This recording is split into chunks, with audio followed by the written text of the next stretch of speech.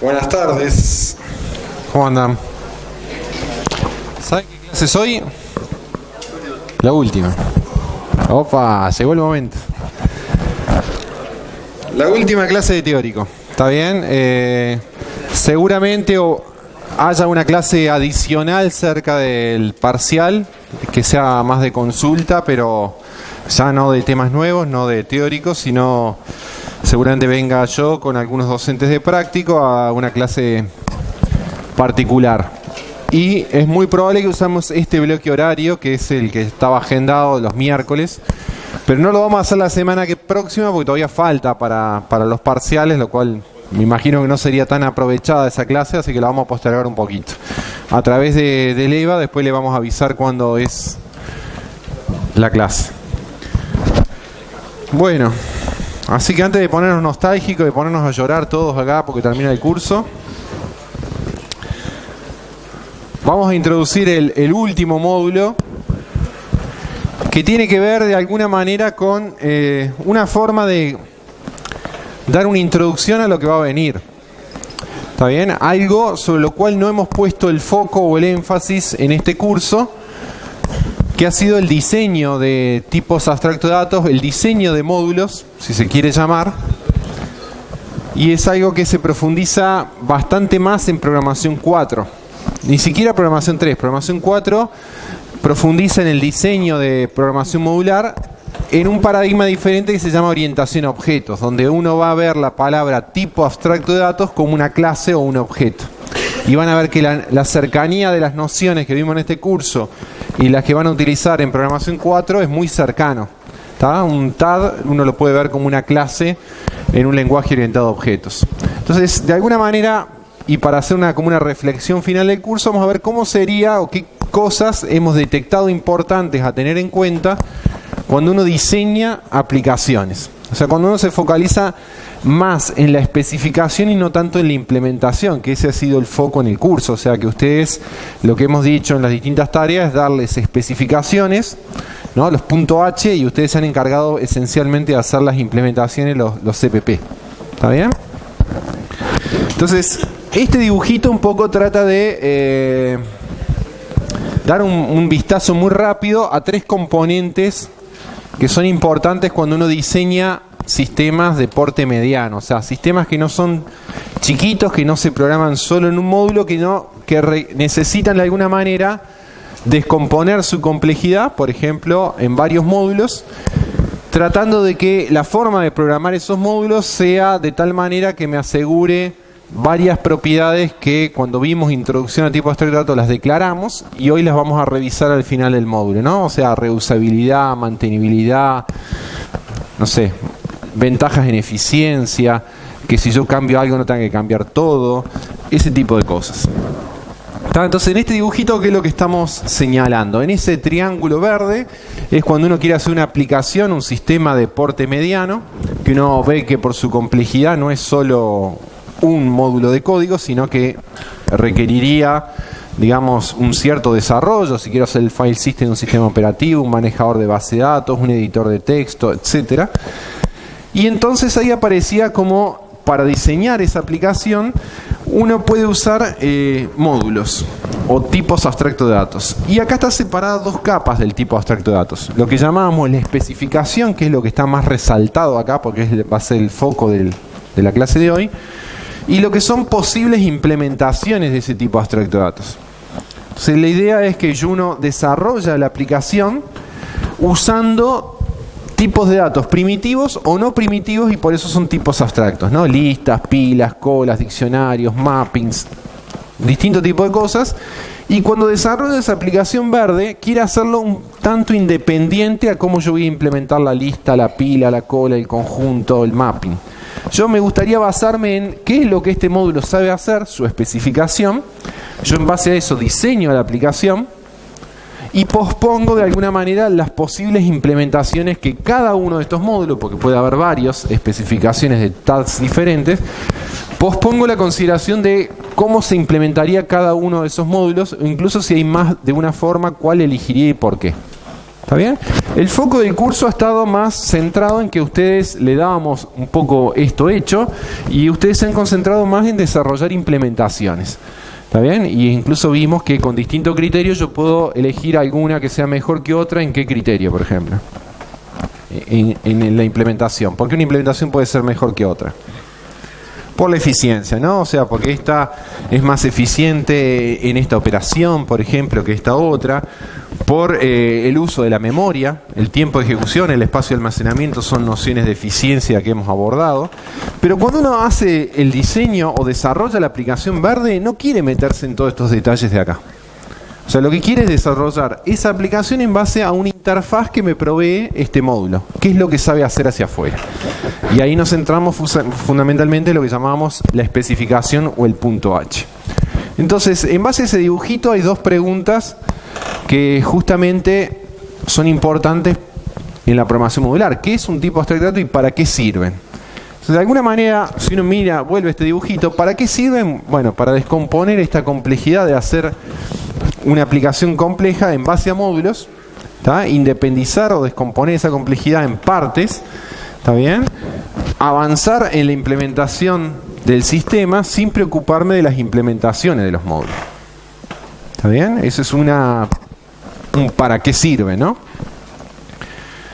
¿Cuál es la vinculación que había entre eso, lo que acabo de decir, de la especificación, y una metodología de desarrollo de la aplicación? Por ejemplo, aquella basada en particiones y refinamiento. Yo descomponía, este no es simple, lo descompongo en varias partes, si este no es simple, lo descompongo en varias partes y voy refinando un arbolito. ¿Está bien? Bueno, justamente la forma de ir avanzando en esa abstracción de una parte de una especificación general y llega a código ejecutable en C++, ¿está bien? Uno va haciendo abstracciones de procedimientos y de tipos de datos. Entonces, esta metodología para ir avanzando es indudable que es muy útil tener los tipos abstractos de datos. No solo ir definiendo operaciones auxiliares, que sería abstracción de procedimientos, sino tipos de datos auxiliares. Y esos son los tipos abstractos. Una pila, una cola, un diccionario, etcétera. O sea que está muy relacionada la programación modular con una metodología que yo uso para programar un sistema. ¿Está bien? Una pregunta que uno se puede hacer acá que diferencia lo que es la primera mitad del curso de la segunda. ¿Está? ¿Qué diferencia hay entre un tipo abstracto de datos y una estructura de datos? ¿Está? ¿Alguna respuesta que tengan? ¿Qué diferencia hay entre un tipo abstracto de datos y una estructura de datos? Una estructura de datos puede ser, un ejemplo, una lista simplemente encadenada, una lista doble encadenada con puntero al inicio y final, un arbolito, un array con un tope. Esos son estructuras de datos. ¿Qué es un tipo abstracto de datos? Es algo mucho más general que eso.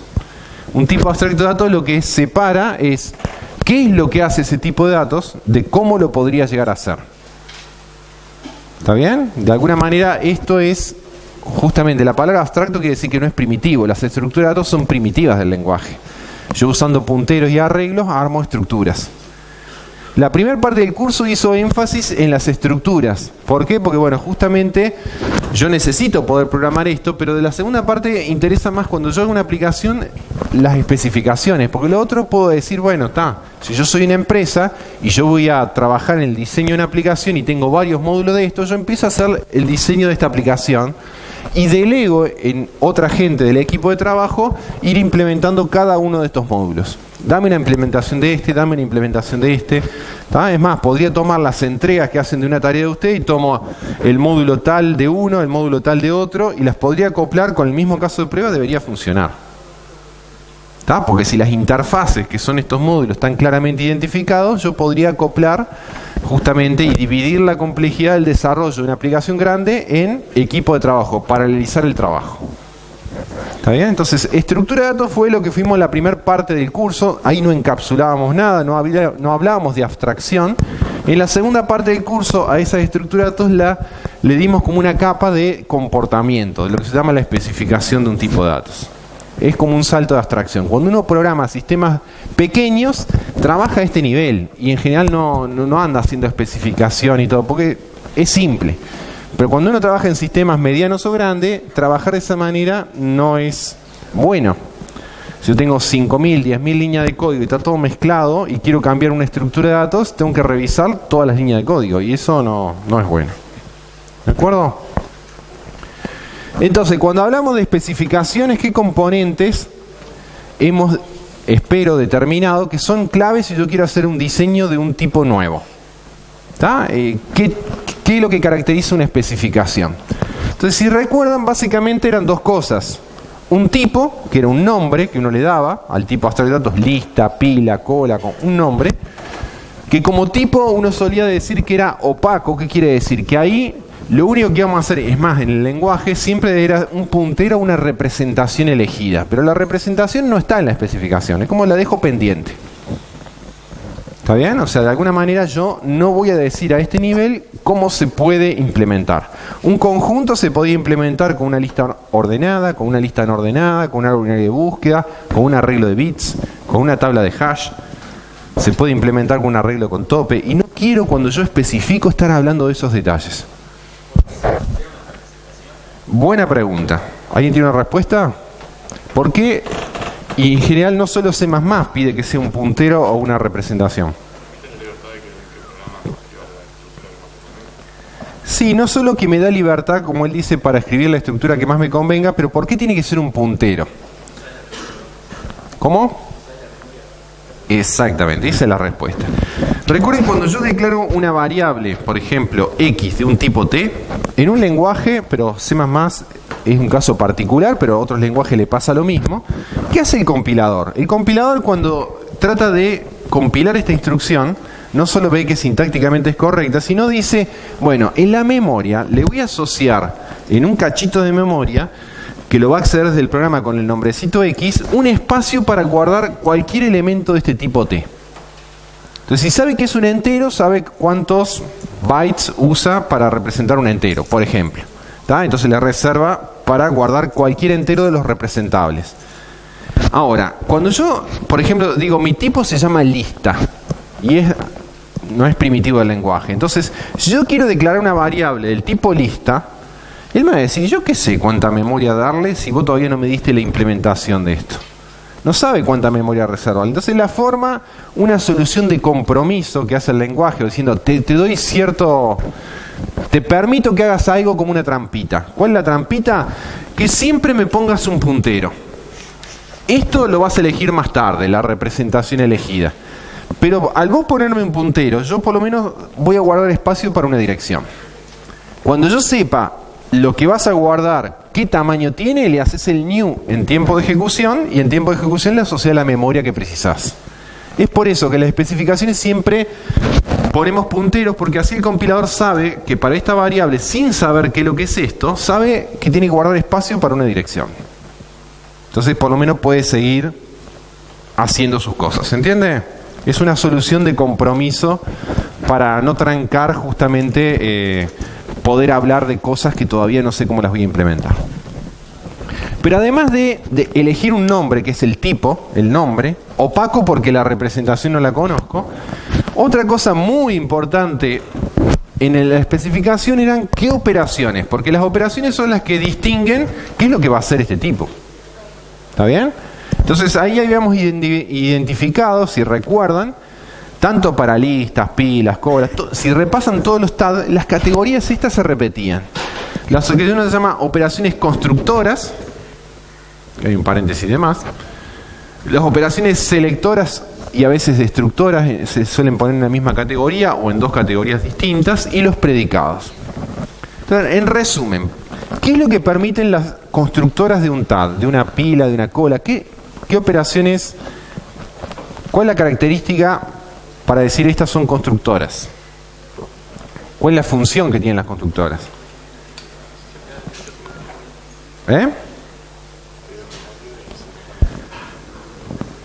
Si yo digo, mira, mi TAD se llama pila, entonces yo debería elegir ciertas operaciones de tal manera que me permitan que esas constructoras que elegí. Construir todas las posibles pilas. Si hay ciertas pilas que no las puedo construir, mi conjunto de constructoras no es adecuado.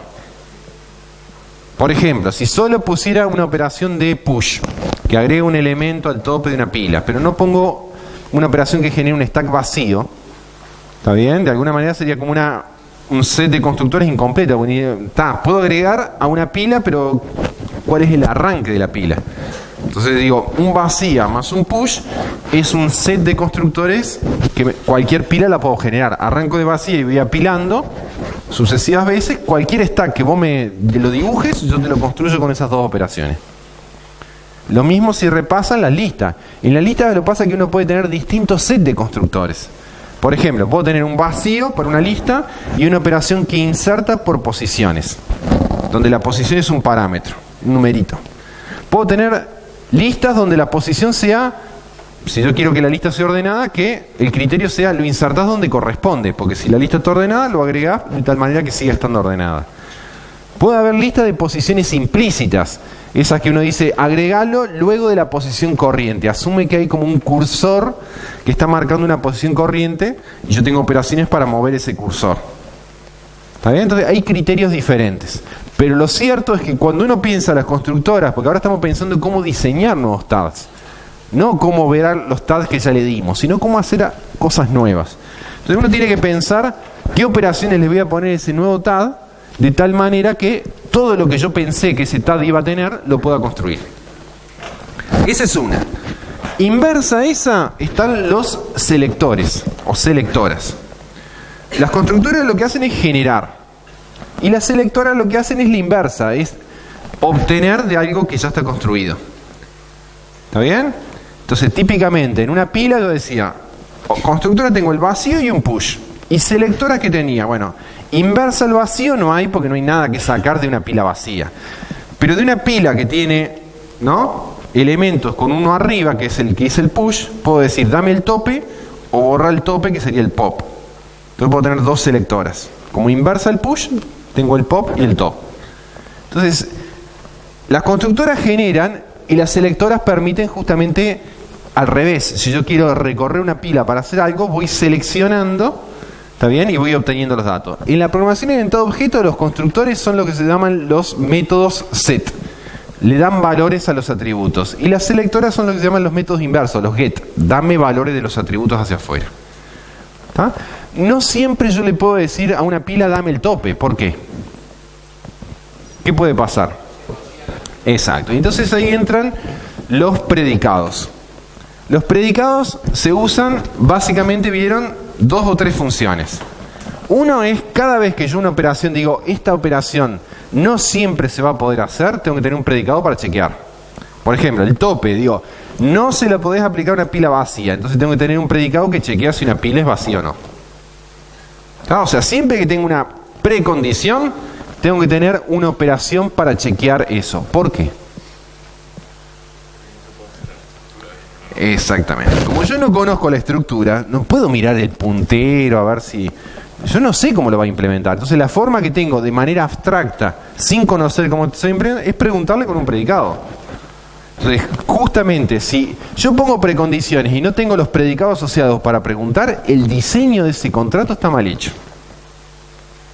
¿Está? Criterios que uno va a tener en cuenta entonces cuando va a especificar. Si pongo precondiciones, tengo que tener predicados para chequear esas precondiciones. ¿Está? Por ejemplo, podría tener una pila que sea acotada. ¿Qué quería decir una pila acotada? Que a lo sumo iba a tener cierta cantidad de elementos. Entonces sería útil tener otro predicado, además del está vacía. Por ejemplo, si llegué a la cota máxima, si está llena. ¿Está? Entonces agregaría otro predicado más al contrato. Y las destructoras, de alguna manera lo que se usa más que todo es para... Uno puede pensar que un pop es un destructor porque borra, pero la destructora está más pensada cuando ya no uso más la pila y la quiero destruir. Entonces es la operación que dice, permite hacer uso eficiente de los recursos, porque dice, bueno, si no va a usar más el stack, libera la memoria que estaba usando. En general la función más importante del destructor es liberar la memoria que estaba usando el TAD. Esto me da una noción de operaciones minimales. Vamos a ver que cualquier TAD, si uno le pone las categorías correctas acá, cualquier otra operación que después se me ocurra, las puedo programar usando estas. Pero estas mínimamente tienen que estar. Porque si no tengo constructora suficiente, o no puedo seleccionar datos, o no puedo preguntar, ya no voy a poder interactuar con ese tipo que, vuelvo a repetir, cuando yo lo especifico, no tengo ni idea cómo se va a implementar. ¿Se entiende? Entonces, ¿qué es lo que ponía para cada una de estas operaciones? Lo que nosotros le dimos en el punto H. Entonces, tomen cualquier operación. En el punto H, ¿qué decía?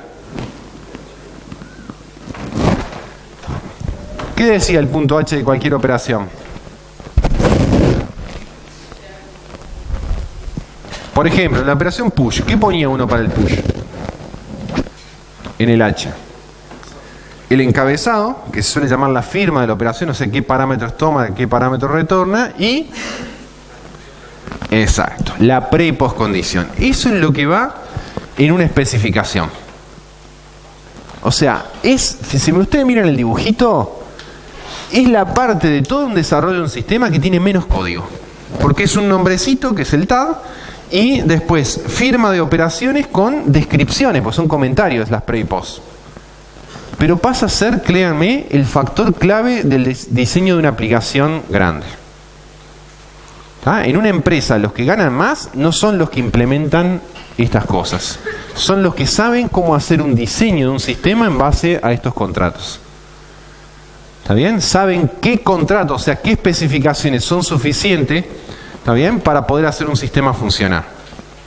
O sea que la parte más interesante o más creativa pasa por el diseño, que no es donde está el código, es donde hay menos código, que son las especificaciones. Porque acá empieza a aparecer código cuando uno pone los árboles, los punteros, empieza recursión, iteración, bueno, uno sabe toda la complejidad que está acá. En programación 4 ustedes van a focalizar en diseño de aplicaciones, ¿no? Van a ver patrones de diseño, van a ver programación en todo objeto con lenguajes comerciales para hacer diseño de aplicaciones. Pero todo esto se engancha naturalmente o directamente ahí. ¿Está? Entonces, eso es lo que es una especificación. Un nombre, estas operaciones y para cada uno su tipo con pre y post condiciones. ¿Está? ¿Qué puede aparecer de variante en un TAD? Cosas que nos aparecen, estoy focalizado solo en las especificaciones. Hoy casi que no voy a hablar de implementación. No me importan los árboles, las listas, los arreglos, nada. ¿Está bien? Cuando hablo de especificar un TAD, hay dos versiones para cualquier TAD, sea una lista, una pila, una cola, lo que sea. ¿Es acotado o no es acotado el comportamiento? Y eso se refería, como dijimos recién, a la cantidad de elementos. Si yo lo quiero topear o no lo quiero topear. ¿Tá? Por ejemplo, el stack de ejecuciones de la máquina, ¿es acotado o no acotado? Acotado. ¿Y por qué lo saben? El mensaje stack overflow, ¿no? O sea, lo que dice es, cuando desbordo el stack, quiere decir que pasé la cota. ¿Está bien? Y capaz que le ha sucedido eso. Cuando uno programa la recursión y se olvida el caso base, en algún momento llega ese mensaje. ¿Está bien? Pero hay otros comportamientos que uno no lo quiere acotar. Uno dice, ¿qué quiere decir que no lo acotes? A nivel de especificación, yo digo, siempre puedo agregar. Y uno sabe que eso idealmente no existe. Porque la memoria es finita y en un momento no vas a poder insertar. Pero no lo quiero restringir con una cota desde el contrato. Sino mientras tengas memoria, vos podés agregar. ¿Se entiende? A nivel de especificación, el push dice, agrega un elemento al tope del stack. Y no dice que no puede. Si fuera acotado, ¿qué diría el push? Agrega un elemento al tope del stack, precondición, no está lleno. O sea, no puede agregar siempre. ¿Está bien? O sea, cuando llegaste a ese lugar, ya no podés agregar más. ¿Está bien? ¿Qué otro? O sea, que estamos viendo, ¿qué cambia entre una especificación de un TAD acotado y uno no acotado? Aparece una cota, que seguramente es un parámetro que uno se lo pasa en la especificación. ¿En dónde se le suele pasar a esa cota? En el constructor, cuando hace el crear, ¿no? El crear típicamente recibe un valor y a partir de ahí yo lo seteo. Uno dice, si no lo pasara el crear, ¿dónde lo podría definir? Y lo podría poner en el módulo de definición como una constante arriba, pero no está muy bueno porque uno podría crear dos cosas acotadas de tamaño distinto. Entonces, si yo lo permito cuando lo creo pasarlo como parámetro, hago una pila de 20 y ahora hago una pila de 50. Las dos son acotadas, pero las cotas son distintas. ¿Está? Entonces, tengo una cota. Las operaciones que agregan Tienen precondiciones, me dijeron ustedes, pero si tengo precondiciones, entonces ¿qué es lo que agregaba? Predicado. Tengo que chequear un predicado para chequear si está lleno. Eso es lo que cambia entre cualquier acotado y no acotado. Esos cambios mínimos, ¿no? Una cota, precondiciones cuando agrego y operaciones predicados para chequear las precondiciones. ¿De acuerdo? Otra cosa que se vincula con las especificaciones. Uno dice, ¿qué hago? ¿Una especificación minimalista o le pongo más operaciones? Es una duda que uno puede tener, ¿no? Dice, estoy tentado a decir agrego más operaciones. Por ejemplo, una pila pongo las básicas, pero le pongo una que me dé el tamaño de la pila, otra que no sé. ¿De acuerdo? ¿Qué me conviene? Bueno, las dos decisiones de hacer algo minimalista y si necesito algo más grande, incluyo lo minimalista y lo extiendo, o hacer algo directamente extendido de una, tienen ventajas y desventajas. La ventaja de hacer algo minimalista y si después preciso algo más grande, incluyo esto y lo extiendo, ¿está bien? La ventaja es que las otras operaciones que yo agregue después van a usar a las minimalistas solo a través de las operaciones, a las constructoras, selectoras, predicados. Nunca van a acceder a la estructura. ¿Se entiende? Entonces, estas otras operaciones adicionales, si por ejemplo tengo una que me da, no sé, que concatenas dos pilas, por decir algo, y yo después cambio la implementación de esta pila, pero esta solo podía usar las constructoras, selectoras y predicados, cambio la implementación de esta, la operación que usaba las constructoras, selectoras y predicados no cambia, porque no podía ver la implementación, entonces no cambia. Si yo metía todas las operaciones juntas y todas tenían acceso a la estructura, cuando cambio la estructura, cambian todas. Entonces, ¿qué permito haciendo algo mínimo y después si necesito lo extiendo? Que si yo cambio la implementación, lo mínimo lo voy a tener que cambiar seguro, pero lo resto no. Esa es una ventaja. Ahora, ¿cuál es la desventaja? La desventaja puede ser la eficiencia. Porque si yo hubiera puesto todas las operaciones con la misma estructura, puede ser que para hacer las otras no necesite invocar las primitivas y capaz que ser más lento, sino que directamente accedía a la estructura, puedo hacer cosas más rápidas. Entonces, usabilidad, reuso versus eficiencia. ¿Cuál me conviene? Y bueno, depende de lo que esté haciendo. ¿Ah? En general, uno lo que trata es de tener el criterio este. Y si necesita algo extra, lo extiende. Porque eso es más como, desde el punto de vista de diseño, más uniforme. ¿Está bien? Porque uno dice, ¿con qué criterio agrego más operaciones y no agrego otras? Y porque está pensando en una aplicación. Está pensando en resolver ese problema. Pero ¿qué pasa si después dice, mira, me surgió este otro problema? ¿Había algo parecido a esto? Sí, este módulo. Pero miro y dice, pero ahora me gustaría agregar otras operaciones. Entonces lo va a extender. Entonces ya, si lo uso acá, no lo uso acá. Entonces, más vale tener algo básico que sea común y dos extensiones por separado. ¿Se entiende? Bien. Otra cosa que aparece cuando uno especifica, capaz que lo han visto en la firma de los métodos, esto se nota, si lo hago funcional o procedural.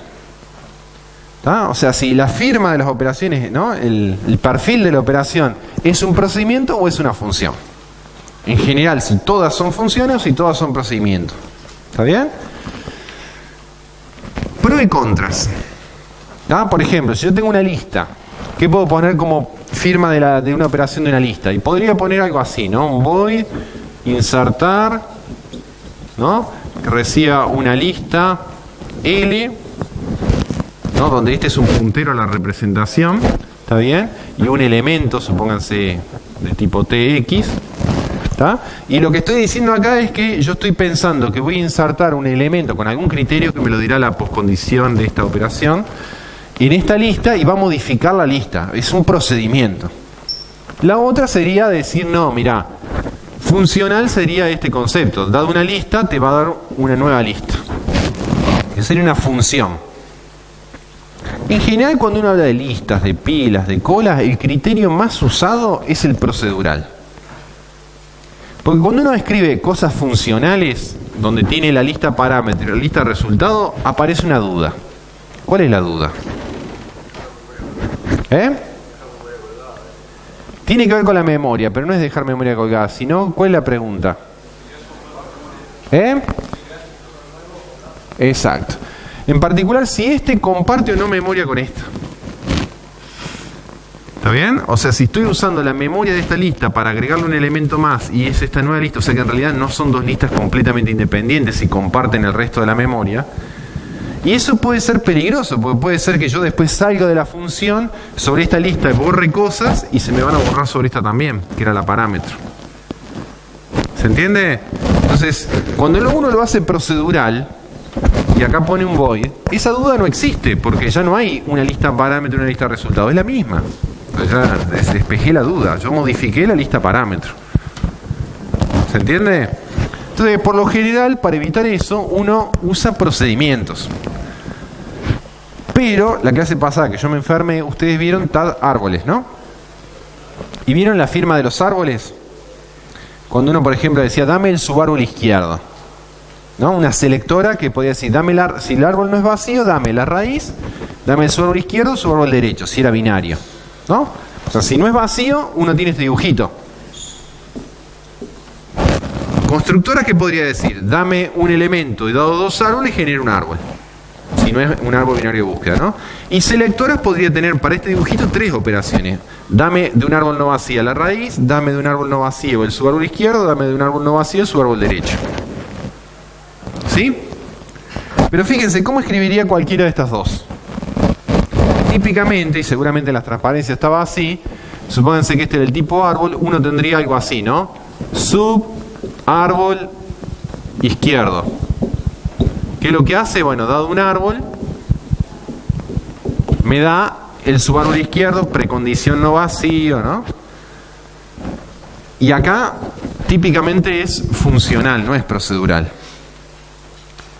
Porque si lo hiciera como un procedimiento a esto, diciendo modifica esto, uno diría, pero si lo haces como un procedimiento, entonces de todo este árbol te vas a quedar con este. ¿Y qué pasa con el resto?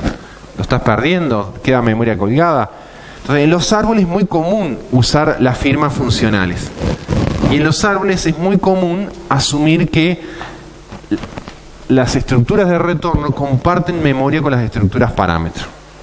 Por razones de eficiencia, porque si cada vez que dijera su árbol izquierdo me va a duplicar este árbol con memoria nueva, sería muy ineficiente. Cada vez que recorre un árbol tendría que estar duplicando en cada recorrido todos los nodos. Y eso lo haría inmanejable, lo haría inusable, digamos, ¿no? Porque sería muy ineficiente. Entonces, en las estructuras que son arborescentes, sobre todo, uno usa firmas funcionales y asume que la memoria, parámetro y resultado en general se comparte. Y entonces uno es cuidadoso cuando va a destruir esto, porque sabiendo que están enganchadas. Pero cuando uno usa estructuras más operacionales, como estructuras lineales como listas, pilas, colas, conjuntos, lo que sea, uno usa más procedimientos que funcionen. Pero esos son criterios generales, uno podría usar uno u otro. La única cuidado que uno tiene que tener es que si uno usa funciones, tiene que estar diciendo este y este, ¿comparten o no memoria? Esa es la duda que yo les decía. Y de alguna manera, eso debería quedar escrito en la poscondición. Porque eso depende del que va a usar esa firma, sepa que si después borra algo, si se le borra también el parámetro, no se le borra. Eso es parte del comportamiento. Salvo que uno lo defina como una política general, mira, todos mis tags comparten memoria, entonces no lo escribo en cada operación, porque lo tengo como una política global. Pero si yo quiero tener comportamientos diferentes, este comparte y este no, lo tengo que escribir. Cuando escribo la pre y post, tengo que dejarlo claro para que después el que usa el tag sepa que si no le funciona bien porque está borrando, es porque estabas compartiendo memoria. ¿Se entiende? ¿Sí? Entonces, cosas que nos aparecen en las especificaciones, las cotas, las procedural o funcional y si comparto o no memoria. Bueno, esta pregunta tenía que ver con por qué en este dibujito podía tener varias implementaciones, pero esto un poco me lo respondieron recién, ¿no? Si yo tengo una especificación, ¿por qué le tendría sentido acoplarle diferentes implementaciones? Por ejemplo, yo estoy haciendo un sistema, ¿no? En una empresa me dice, mira, para la semana que viene tengo que tener una versión, aunque sea que se arrastre, pero de este sistema. Entonces, ¿qué haría uno? Diseña rápido las especificaciones para convencerse que eso abarca la funcionalidad verde que le pidió el sistema, y para cada uno toma alguna implementación aunque sea muy ineficiente. Por ejemplo, para este elijo este, ¿no? Para otro módulo elijo este otro. Algo por lo menos básico. Si eso cumple las expectativas funcionales del cliente, yo después lo que puedo hacer es ¿qué cosa? Este es muy lento, bueno, cambiar esta por esta y ahora este módulo funciona más rápido. Pero el resto de la aplicación no lo toco, cambio las implementaciones. ¿Está bien?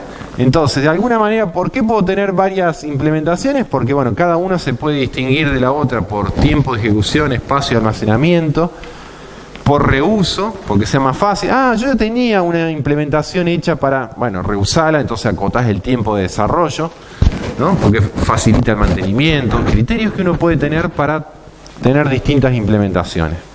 ¿Está bien? Bueno, y como le decía, todo tiene pros y contras, no hay algo que sea ideal, ¿no? O sea, por ejemplo, si yo elijo optimizar tiempo de ejecución, lo vimos en el curso, ¿no? En general lo hago a veces a costa de uso de memoria adicional. O sea, si gano en tiempo, no gano en espacio y es muy raro ganar en las dos. ¿Está bien? Si, por ejemplo, quiero la eficiencia versus los otros aspectos que son que la implementación sea legible. Bueno, las implementaciones más fáciles de entender no son las más eficientes. Entonces elegí, o querés más eficiencia o que sea más fácil de entender. Entonces tengo que empezar a optar. ¿Está bien? Son criterios que uno tiene que tener en cuenta. Había una cosa acá que yo creo que me la salté.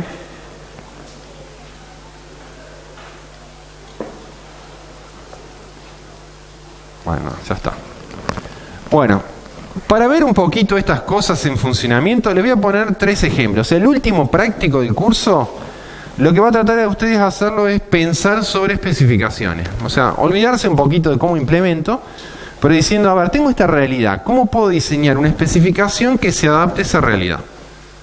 Entonces les voy a poner algunos ejemplos simples, pero ejemplos al fin. Supónganse, yo quiero, primer ejemplo, tener un tipo abstracto de datos, llámenlo T, al tipo abstracto de datos para no darle ningún nombre conocido, que sea de cierto tipo genérico, no me importa, son string naturales o una estructura complicada, pero que permita almacenar ese tag a lo sumo K elementos donde se respeta la política LIFO, o sea, el último en ingresar, last in, first out, ¿no? El último en ingresar es el primero en salir, una pila. ¿Está bien? ¿De acuerdo?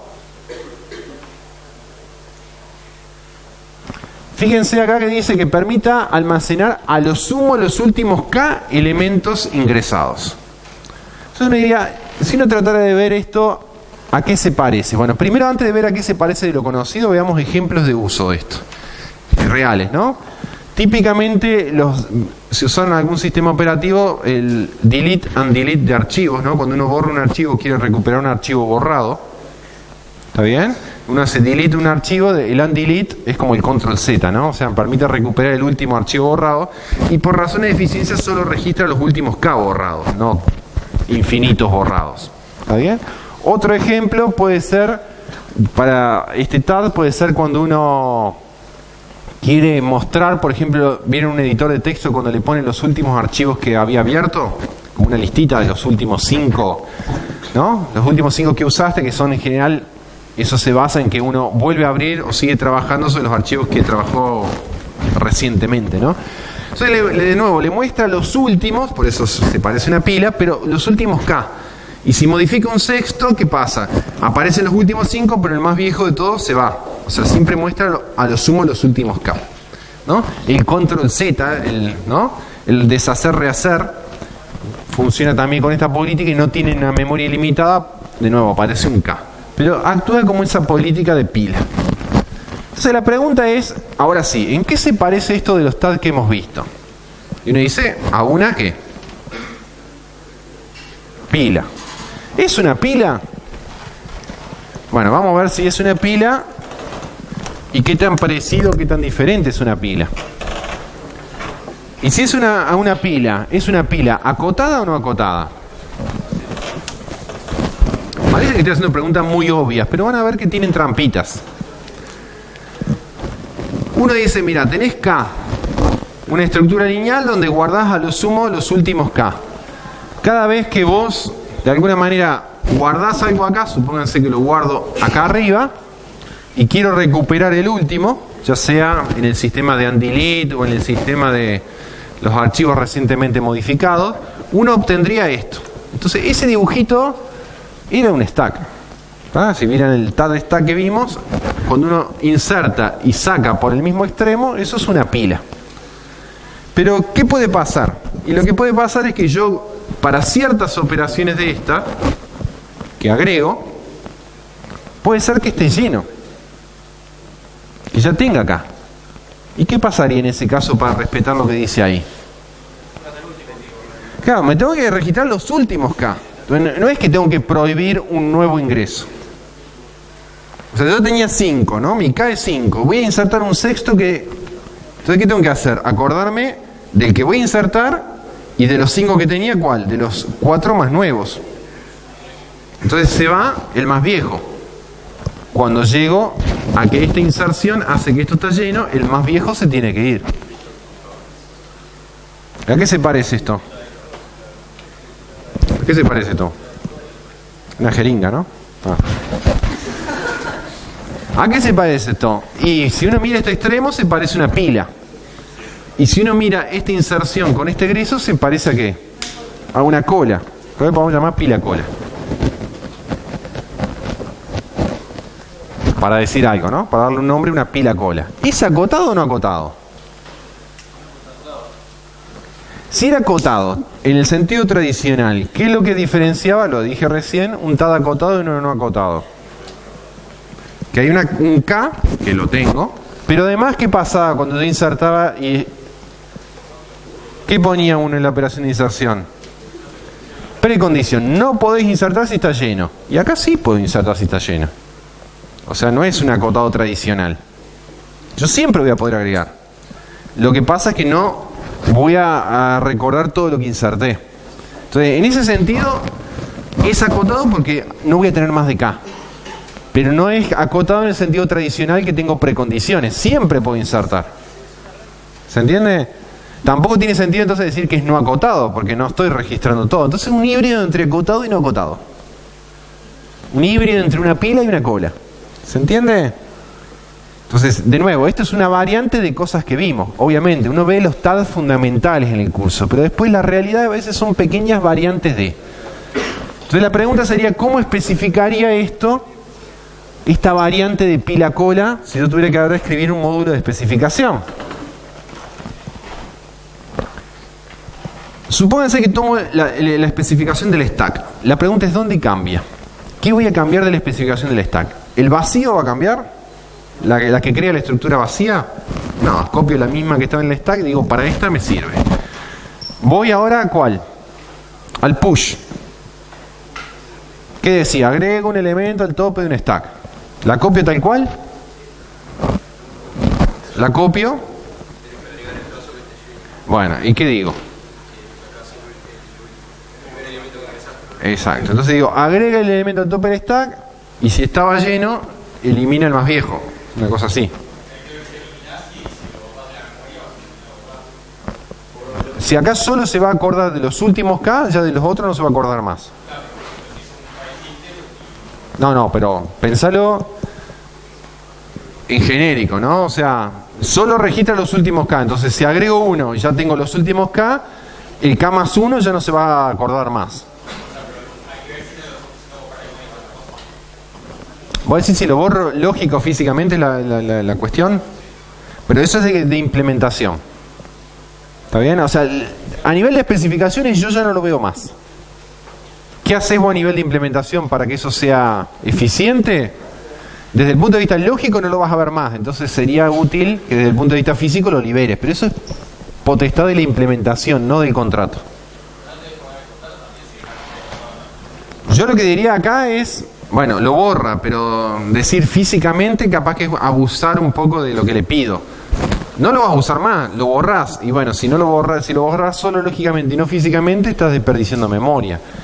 Capaz que lo podés poner, pero sería como un poquito innecesario, digamos, ¿no? Un poquito dar detalles de más a nivel de especificación. ¿Sí? ¿Qué otra cosa? La operación que me da el elemento que está en el tope, el top, es la misma. El pop, la que borra el último, también es la misma. ¿Y qué otra operación cambia? Y básicamente, nada más. ¿Pondrían alguna operación extra? Por ejemplo, el que borra el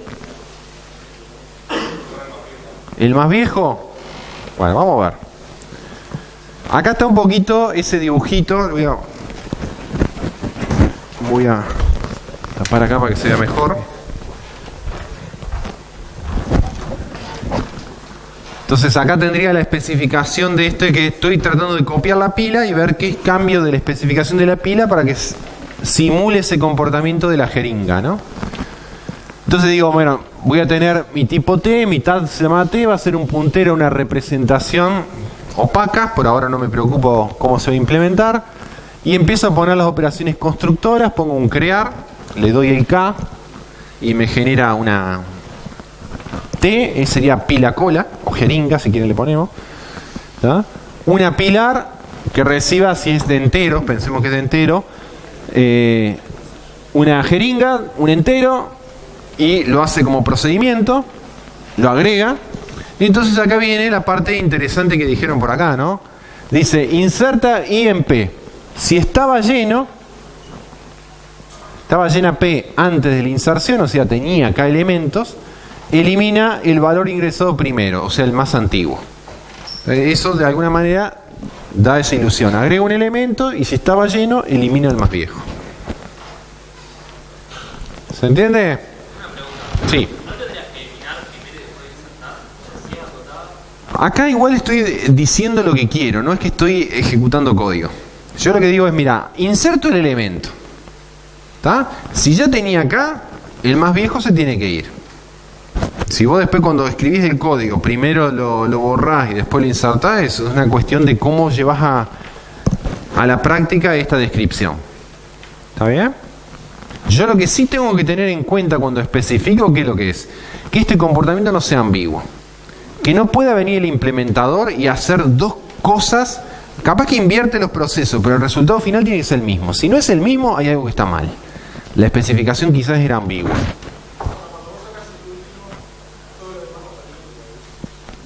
A nivel de implementación quizás que sí, pero esto dice, mira, yo quiero que haga eso. Recuerden que la especificación dice, yo qué es lo que quiero que pase, no cómo quiero que pase. Eso es la implementación. Eso es lo que han trabajado en todo el curso ustedes. Han implementado este tipo de cosas. Ahora estamos tratando de nosotros escribir los contratos. Estamos parados en diseños de especificaciones. ¿Se entiende? Entonces digo, el crear es tal cual. El insertar ya lo toqueteé, que es el apilar. Las dos selectoras podrían quedar igual. El tope y el desapilar, o el no, dame el tope y el pop, que devuelven, precondición que no sea vacía, devuelve el último ingresado. ¿Está bien? Fíjense que cuando yo hablo del stack, no digo lo inserta al tope del stack, no hablo de un extremo, sino cuando digo lo inserta, digo inserta IMP, no digo dónde. Entonces digo, cuando voy a sacar, ¿cómo sé si no dije nada donde lo insertaba, cómo sé cuál es el correcto de sacar? Entonces lo que dice acá, el selector es, devuelve el tope de P, es decir, el último ingresado. No importa dónde lo agregaste, pero es el último que ingresaste, ese es el que se tiene que ir. O sea, hago explícita la política LIFO, ¿no? El último que ingresó es el primero que sale. ¿No? El desapilar también, bueno, como tengo una cota de K, está bueno no solo preguntar si está vacía, sino si está llena, y un destructor para liberar la memoria que usa la pila. O sea, podría ser ese, ¿no? El nuevo contrato de el módulo jeringa, ¿no? O pila cola. ¿Sí? Y acá viene, lo dijeron, y yo lo asenté acá en la respuesta a la pregunta esa que dijeron, ¿no? ¿Sería adecuado agregar una operación para eliminar el elemento más antiguo? O sea, el que implementa este comportamiento de la jeringa, digamos. ¿Lo pondría a nivel de especificación?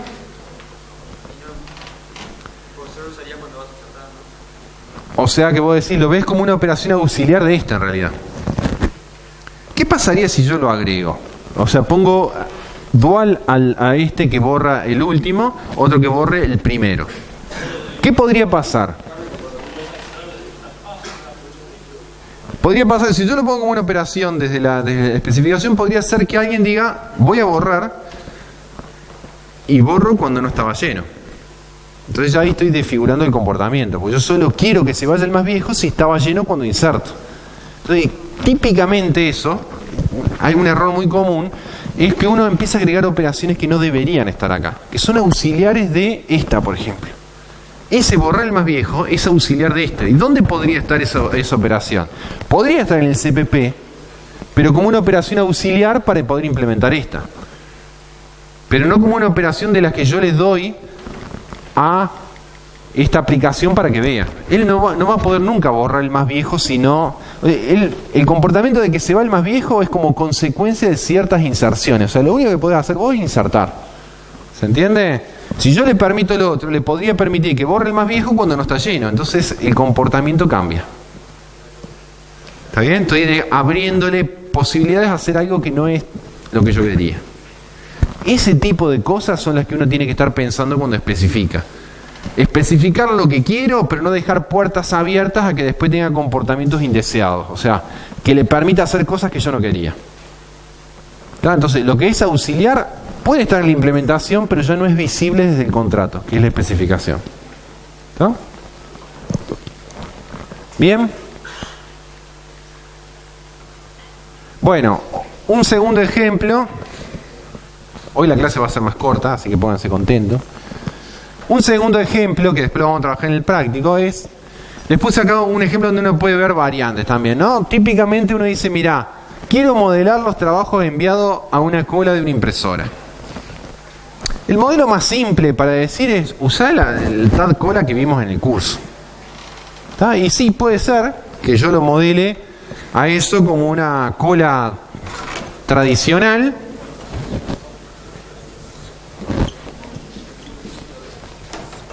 ¿no? Cola impresora. ¿Está? La puedo ver como este comportamiento de acá. Pero típicamente uno diría, bueno, pero una cola de una impresora, uno tiene funcionalidades extra a una cola tradicional. Por ejemplo, cuando uno quiere, ¿qué cosa? Cancelar un trabajo, ¿no? Se da cuenta que mandó 2 veces el mismo archivo. Entonces, para no gastar tanto papel, va y tacha una ocurrencia. O sea, borra un elemento en un punto de la cola. Entonces, no tengo solamente borrar el primero al que le toque el turno, sino puedo cancelar, borrar en el medio. ¿Se entiende? Entonces uno diría, bueno, tomo la especificación de la cola y agrego una operación borrar un elemento X. O borrar el elemento y le paso una posición capaz. Porque si yo como manejador, ¿no?, de una cola de impresora puedo ver las posiciones de los trabajos, podría ser entonces que ese borrar se base en posiciones. Borrame el trabajo 5. Siempre y cuando sea mío, ¿no? O sea, no le estoy borrando el trabajo a otro. ¿Está?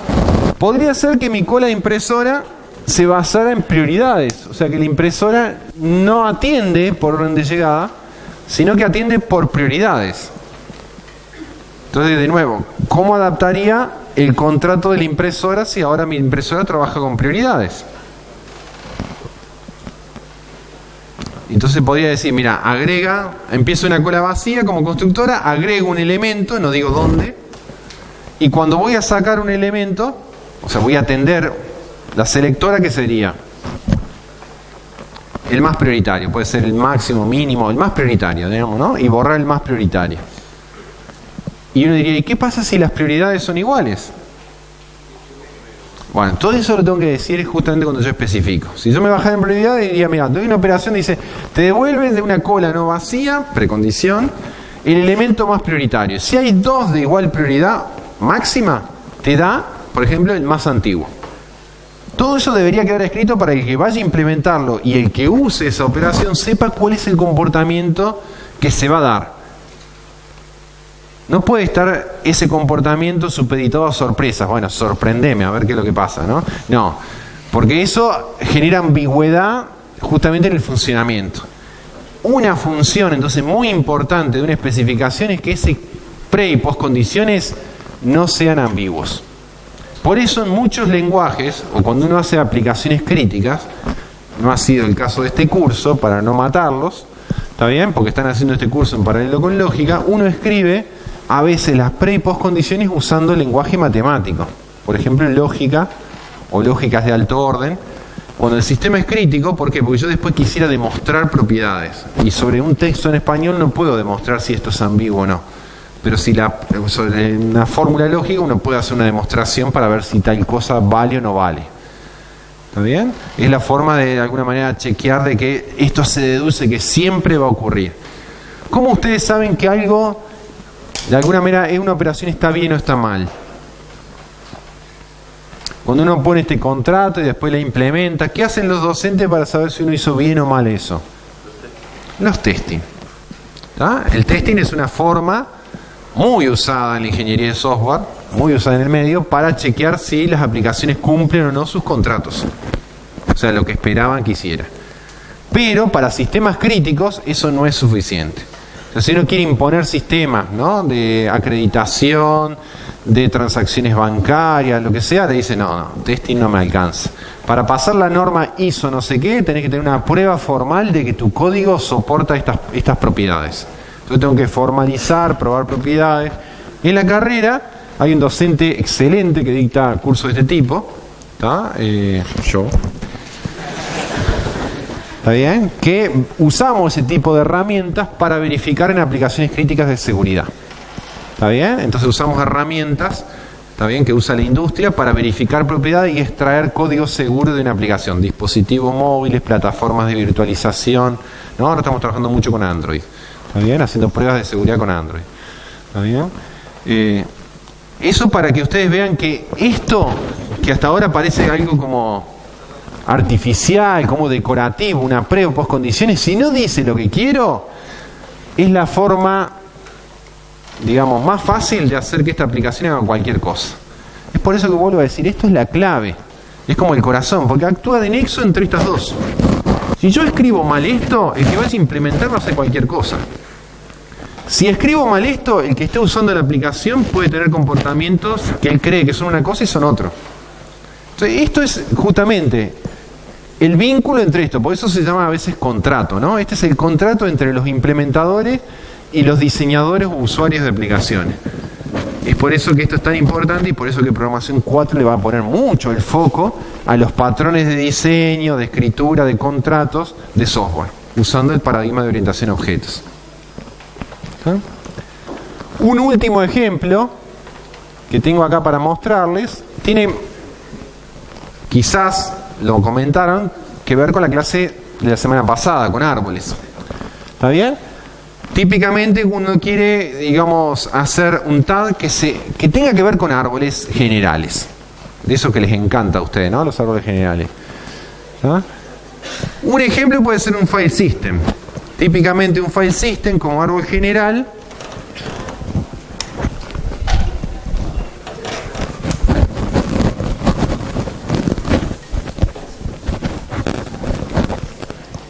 uno tiene una carpeta que suele ser la carpeta raíz y después tiene subcarpetas o directorios, ¿no? Directorio 1, directorio 2, directorio N, y después puede tener subcarpetas, ¿no?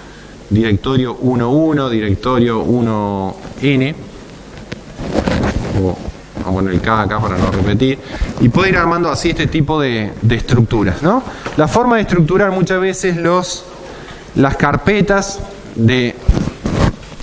en un disco, ¿no?, persistente, muchas veces usando árboles de este tipo. ¿De acuerdo? Entonces, uno dice, ¿cómo especifico? Y después, ¿cómo implemento? Sería otra historia. Pero a mí me interesa cómo especifico este tipo de cosas. Entonces vamos a jugar, como último ejemplo, con variantes de este dibujito.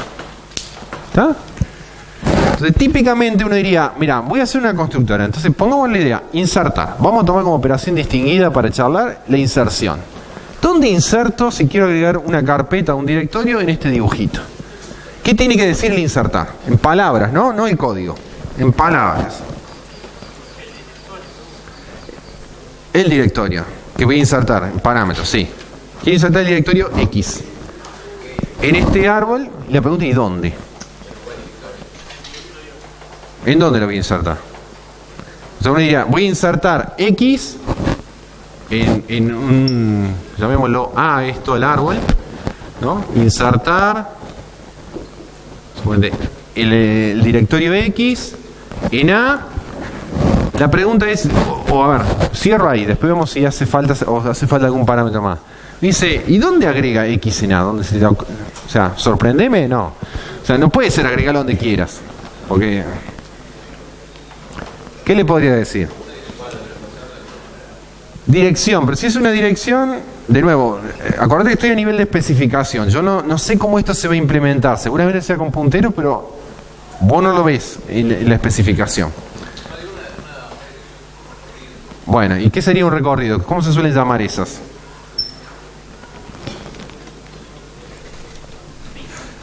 Ruta, muy bien. ¿Está bien? Una ruta, ¿no? Que uno suele escribir un path, ¿no? Una ruta que uno diga, mira, directorio 1, directorio 1.1. Por ejemplo, agrega por ejemplo, X y le agrego por ejemplo, un parámetro más, ¿no? Quiero agregar X en A en esta posición, entre comillas, ¿no? Donde la posición sería como un camino en el árbol. Eso es una ruta. Raíz de 1 de 1.1. Lo quiero insertar abajo de este. Me faltaría alguna cosa más, porque diciendo, abajo de ese puede haber otros. ¿Qué pasa si hay otro? ¿En qué lugar lo querés? Bueno, tendría que haber un criterio, ¿no? Agregarlo ordenado, o agregarlo como primero, o como último. ¿Se entiende? ¿Sí? Pero podría decir, mira, a ver si nos ponemos de acuerdo. Inserta X en A en esta ruta, si es que esta ruta existe, si no, no hace nada, y lo agrega como primer subdirectorio, y si había otros, mantiene los anteriores. Todo eso diría la operación de inserción, por ejemplo, una variante de la inserción. ¿Sí? A ver, ¿eso tiene sentido? Y uno sabe que los file system sí, pero porque los file system imponen algo. Este dibujito no puede ser cualquiera. O sea, en particular, no me va a permitir un file system que este sea igual a este. ¿Y por qué no me permite eso? ¿Por qué de 1 y de 2 tienen que ser distintos como nombres? Supónganse que yo acá tengo...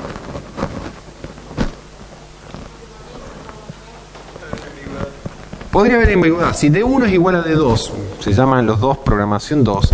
Cuando yo escribo esta ruta, no sabría si venir por acá o venir por acá, porque raíz de 1, raíz, si esto se llama de 1, entonces tendría ambigüedad dónde quería, si hay varios. Entonces la forma de lo que hacen los árboles, y ustedes lo habrán notado, cuando tengo una carpeta, un directorio, no puedo crear dos subcarpetas con el mismo nombre. O sea, los hermanos no pueden tener el mismo nombre. Hermanos, ¿por qué? Porque este tiene que ser distinto a este, pero este puede llamarse igual que este. Estos no son hermanos, son primos, digamos, ¿no? ¿De acuerdo? Pero hermanos no puede haber igual. Si no hay hermanos iguales, ¿qué me garantiza eso? Que cualquier ruta es única. O sea, cuando yo vengo avanzando con las barritas, como si este nombre está una sola vez, yo no tengo ambigüedad de qué camino seguir. ¿Se entiende? Eso me da precisión. Puede ser que la ruta no exista, que me da un path inválido. Pero si es válido, es un solo lugar en el árbol. Entonces eso evita la ambigüedad de dónde querés insertar. ¿Se entiende? ¿Sí? Supónganse que vamos a generar un nuevo file system y lo ponemos al mercado. ¿Qué podría ser un file system piola? A ver si los convenzo que es piola y lo patentamos. ¿Está bien? A la gente no le gusta las rutas, escribir las barritas, estar preguntando por las barritas y toda la historia. Entonces hagamos un file system que no tenga rutas. Entonces vamos a hacer, ya que este file system pide que no haya dos hermanos iguales, nuestro file system va a decir ningún directorio se repite. En ese dibujo no hay dos nombres iguales, o sea, esto no sería válido.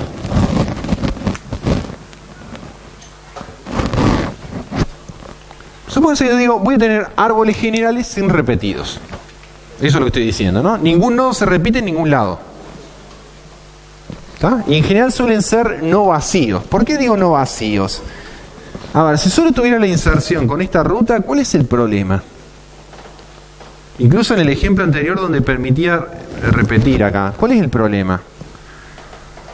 Y dice, mira, vas a insertar en esta ruta, ¿está bien?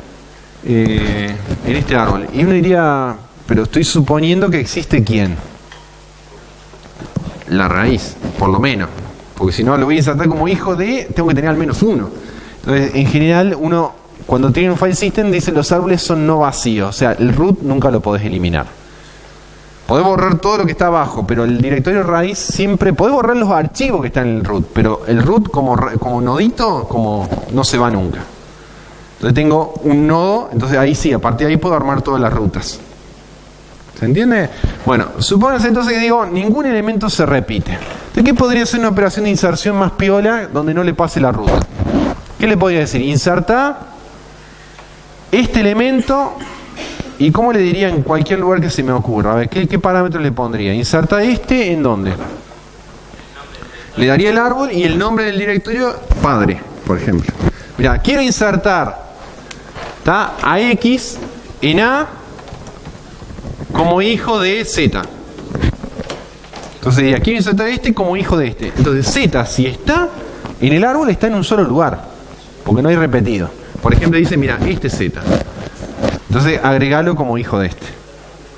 ¿Qué ventajas tendría? Que el usuario diría, mira, quiero agregar una subcarpeta de programación 2 y no tiene que poner ruta. Entonces dice, bárbaro, yo no tengo que trabajar con rutas.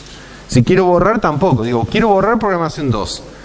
¿Está bien? Y cuando borro, si está, borra. Si no está, no hace nada. Bien. ¿Cuáles son las desventajas? Sería, porque si lo patentamos... Bueno, alguno lo puede comprar, Va a demorar en encontrarlo, porque cada búsqueda la tiene que hacer en todo el árbol. Esa es una desventaja. Mientras que acá, este tipo de rutas me conduce por un único camino. No tengo que recorrer después otros caminos para saber si esta ruta está o no está. Y otra desventaja puede ser en usabilidad. Uno dice, no tenés que escribir rutas, pero tenés que visualizar qué. Y que no haya nombres repetidos. Entonces, por ejemplo, si uno tiene varias asignaturas, ¿no? Programación 2 y lógica, bueno, y quiere tener la subcarpeta teóricos de cada una, uno le tiene que llamar teóricos P2 y otro es teórico lógica, pero no le puedo poner teórico y teórico. Bueno, no me va a dejar.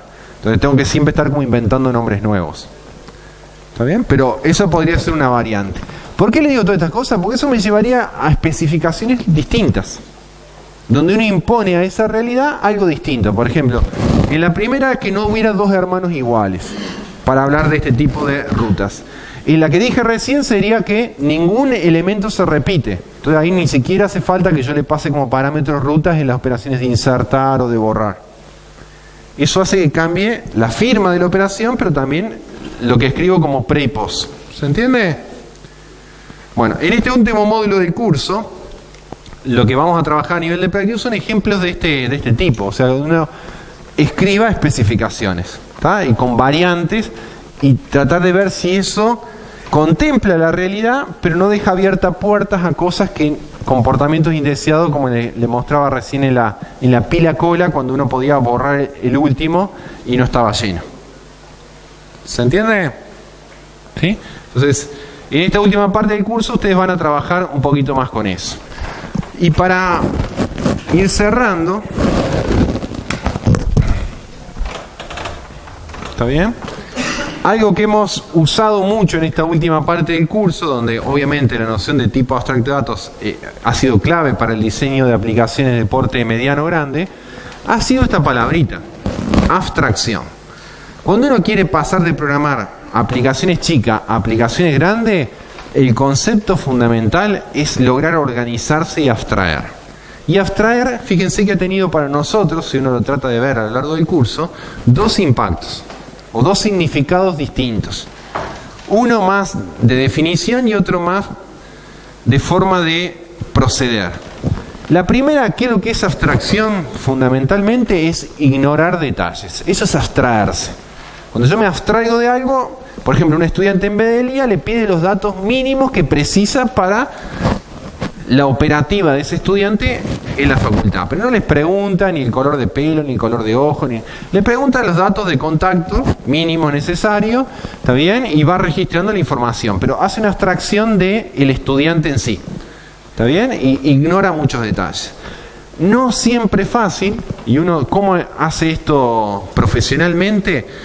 Bueno, es lo que se llama en la ingeniería de software el análisis de requerimientos. ¿Cómo yo sé sobre una realidad? Un médico me pide un sistema, un abogado me pide un sistema. ¿Cómo yo sé qué abstraer, con qué quedarme y qué ignorar?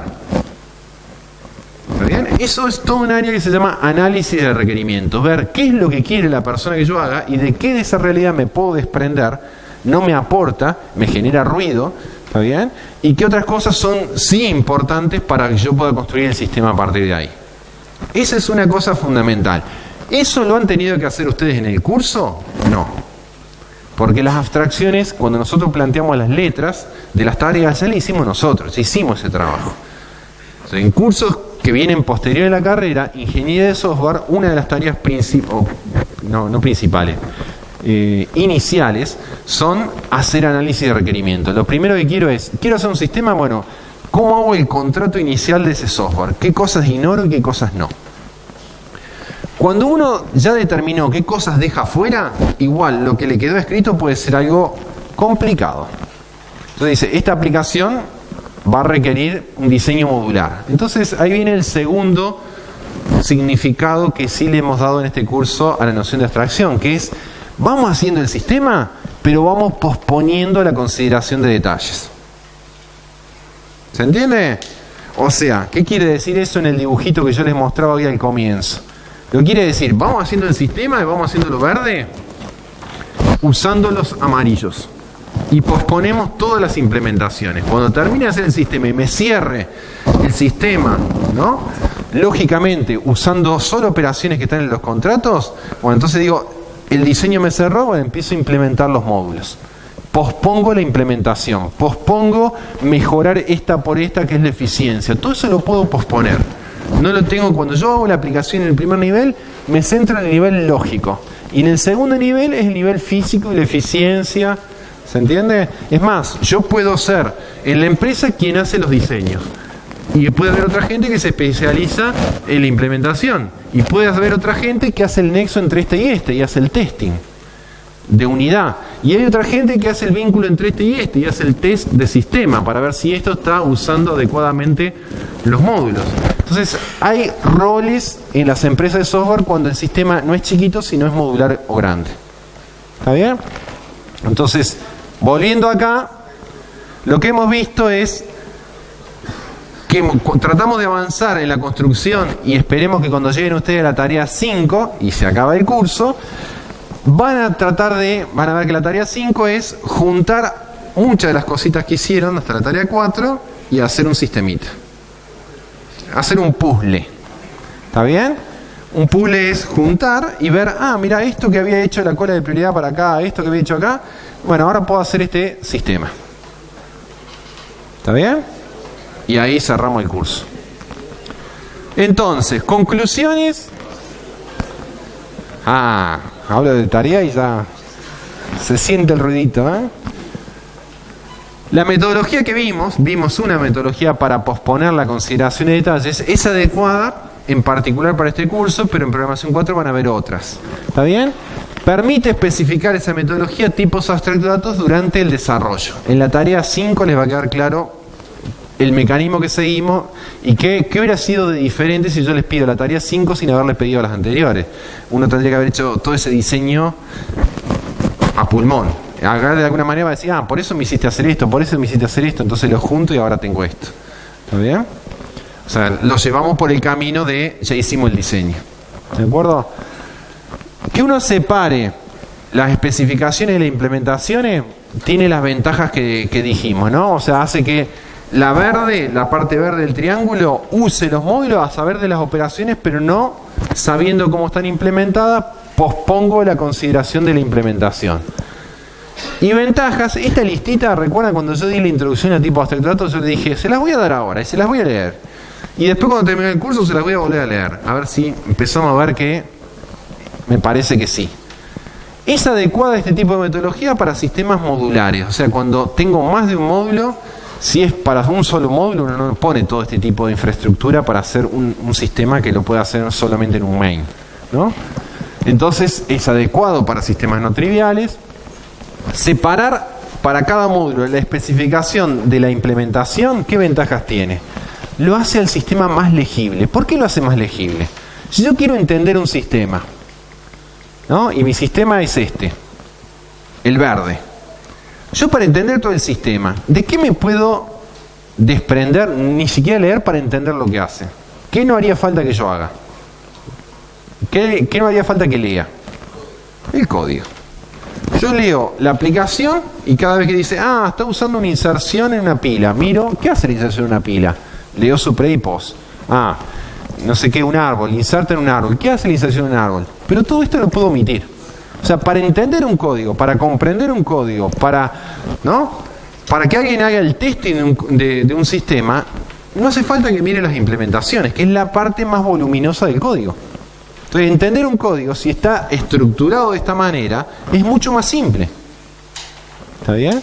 No solo que es más simple de leer o de entender, sino que lo hace más fácil de mantener, si yo quiero cambiar una implementación por otra, de verificar y probar que es correcto. Uno diría, ¿cómo veo que este módulo satisface esta especificación? En la parte verde uso 10 especificaciones, pero ¿cómo miro que este módulo satisface esta especificación? ¿Qué es lo que hacen los docentes del laboratorio?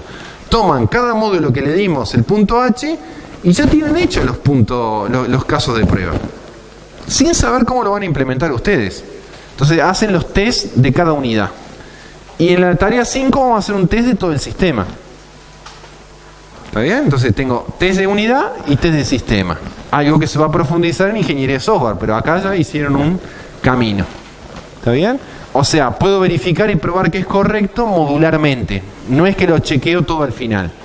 ¿Está? Lo hace el sistema, como decía, más extensible. Yo lo puedo ir extendiendo por módulos, ¿no? Hago la parte básica y después hago módulos extendidos que incorporan lo que dije hace un rato de los TADS.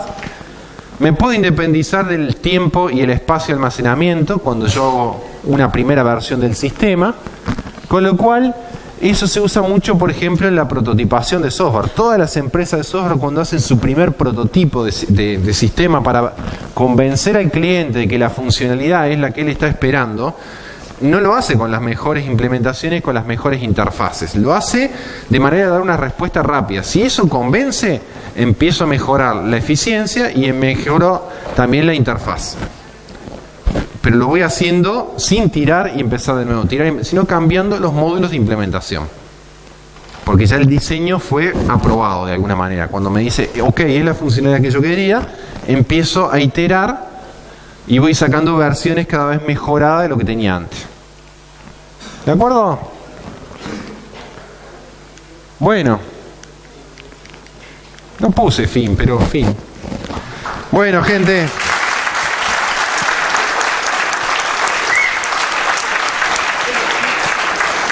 No, sinceramente quiero, agradecerles, desearles, estamos en el extremo final del curso, ¿está bien? No se viene acá la poda de estudiantes, sino al contrario, se viene como el cierre del curso, ¿está bien?